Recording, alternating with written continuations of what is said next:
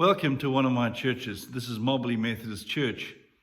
And one of the things we do regularly here is we have a spiritual checkup to see how the church is doing. Are we growing? Are we getting things right? Is there order to what we do? This is really, really important.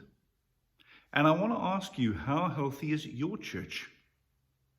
You see, the church is the body of Christ. And as the body of Christ, it can get sick. Now, when our body starts to have pains that we can't really understand, we go and have a checkup to see if there's an underlying condition that we need to deal with while it is still a small condition. In the same way, we as the body of Christ need to be responsible for the health of the church. Now, you might say to me, well, it's all right, I don't have a church. Well, the truth be told, then probably you've been in a very unhealthy church in the past that has caused you to lose faith in church. Not in God, but in church. And so, over the next 4 weeks, we're going to be doing a study of the book of Titus. And we're going to learn what it is to have a spiritual checkup of a church. And how we can aspire to be a healthy church. And so a bit of the background is Paul started the church in Crete. But then he left Titus there. He left him in authority over the church. And we read in Titus chapter 1, verse 5, a message he sends to Titus.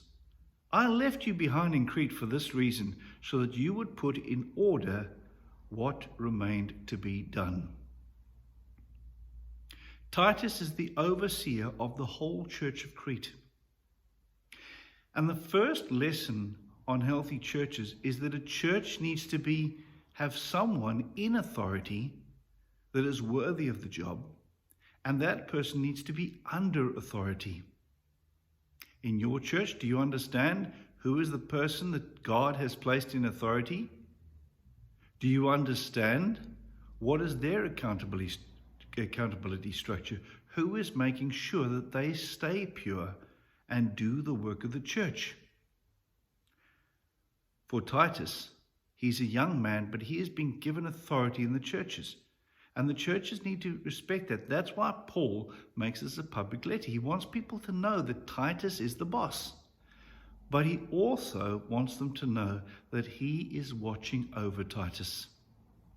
And so you might be saying, it's not my responsibility. We have structures for this. But the truth is it is your responsibility.